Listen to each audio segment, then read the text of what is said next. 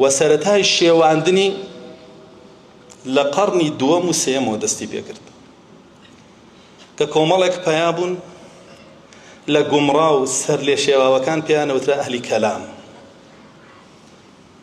هەستان فەلسەفەی یۆنان، مەنطقی یۆنانیان هێنا، وەریان گێڕا باشە وەکردیان بە عەرەبی و هەوڵیاندا تێکەڵاوی گوزارشتە شەرعیەکانی بکەن و بەدین بە خەڵکی بفرۆشنەوە. کتابی ئیساغوجی لە مەنطقە کە وەرگێڕا یەکەم کەس کێ وەریگێڕا حەنینی کوڕی ئیسحاق کە کابرایەکی یەهودی بوو کە ئەمڕۆ پێوترێ عیلمی مەنطق، ئەوەی نەیزانێ خێر لە عیلمیان نییە و بەرەکەت لە عیلمیان نییە و قسەی بەتاڵە و ئەمە کێ وەریگێڕاوە بۆیان؟ کابرایەکی یەهودی جوولەکە لە چ زمانێکەوە لە یۆنانیەوە فەرموەرن ئەمە بخوێن، ئەمە با پێوەر بێ بۆ دینەکەتان. کۆمەڵێک بابەتی عەقلی هێنا ناوینا یەقینیات، ئەوەی لەیلا با گومڕایە نابێ کەس لەیلا با. کێم بابەتە عەقلیانەی دیاری کردە؟ یۆنان، فەیلسوفەکانیەوەن. تۆ بە لەسەری بڕۆی.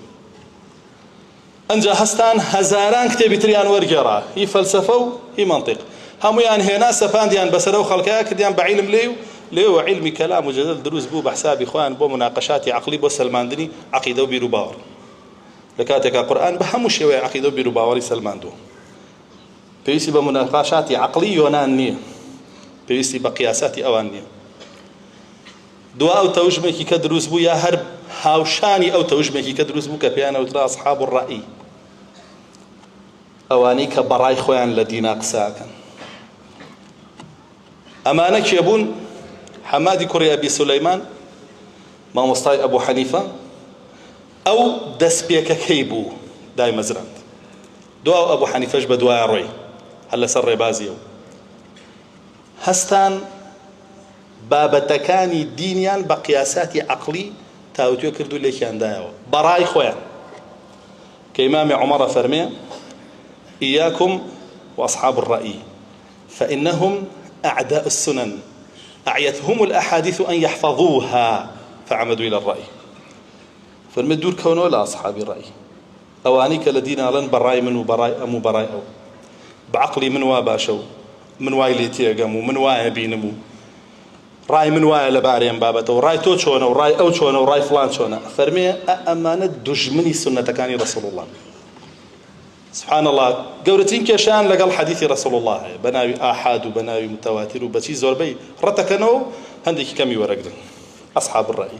خسكي إمامي عمر زور جوانتي أنا هات وتدي فرمي ناتو عن حديث لبركن وشي ناتو عن حديث لبركن لبري لمصلحتي أنا ويا بنان برد برشي بالرأي قياسات إخوان.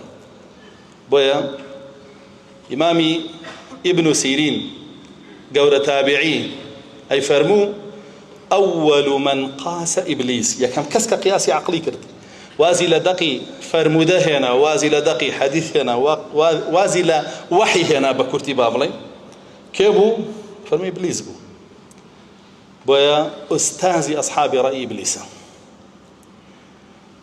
أما هموي كايبيني بمشيوه أم علم الشيوين راوه لو خلق لري أو دوانه هتام رج بردوامه